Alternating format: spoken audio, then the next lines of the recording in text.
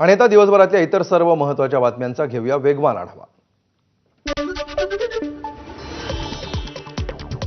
परभणी जिल्हा परिषद अध्यक्षपदी भाजपच्या लता वाकळेंची निवड तर उपाध्यक्षपदी राष्ट्रवादीचे श्रीकांत भोसले विटेकर यांची बिनविरोध निवड। दोन्ही पक्षांसाठी दोन्ही पदांसाठी 2 अर्ज। जिल्हा परिषदेच्या इतिहासामध्ये पहिल्यांदाच भाजपचा अध्यक्ष।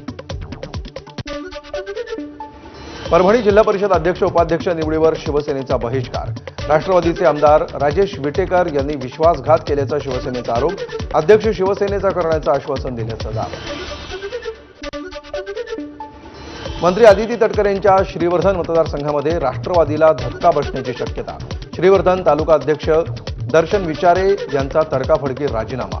पक्षविरोधी कारवाई करणाऱ्यांना पक्षात सन्मान मिळत असल्याचा दर्शन विचारेंचा पत्रातून आरोप। शिवसेनेमध्ये प्रवेश करण्याची शक्यता। जितेंद्र आव्हाड यांनी छत्रपती शिवाजी महाराजांचा अवमान केला। रोहित पवार जयंत पाटील गप्प का? शिवसेनेचे प्रकाश महाजन यांचा सवाल। जितेंद्र आव्हाडांनी नाक घासून माफी मागावी, महाजन यांची मागणी। विधान परिषदेचे सभापती राम शिंदे आणि आमदार रोहित पवार यांचा अबोला कायम। विधिमंडळ परिसरामध्ये दोन्ही नेते समोरासमोर, मात्र दोन्ही नेत्यांनी एकमेकांची बोलणं टाळलं। भास्कर जाधव भाषण करत असताना मंत्री देवयानी फरांदेंकडून जय श्रीरामच्या घोषणा। भास्कर जाधव यांनी श्रीराम बोलावं असा देवयानी फरांदेंचा आग्रह। राहुल नार्वेकरांनी देवयानी फरांदेंचे टोचले कान। पहिल्या रांगेत बसले म्हणजे पहिल्या रांगेचे अधिकार मिळत नाहीत याची करून दिली आठवण। पाणी प्रश्नावरून सांगली महापालिकेच्या महासभेमध्ये काँग्रेस आणि राष्ट्रवादीच्या नगरसेवकांमध्ये खडाजंगी। नगरसेवक गेले एकमेकांच्या अंगावर धावून। स्थायी समितीचे सभापती आणि इतर नातेवाईकांनी दोघांच्या वादामध्ये केली मध्यस्थी।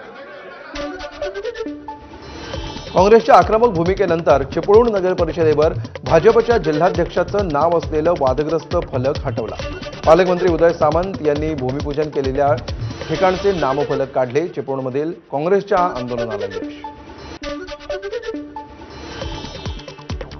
एकनाथ शिंदेंची शिवसेना आणि पवारांचा राष्ट्रवादी पक्ष अमित शहांनी स्थापन केलेत, त्यामुळे दोन्ही पक्षांचे नेते सतत दिल्लीमध्ये येत असतात। ठाकरेंच्या शिवसेनेचे खासदार संजय राऊत यांचा घणाघात।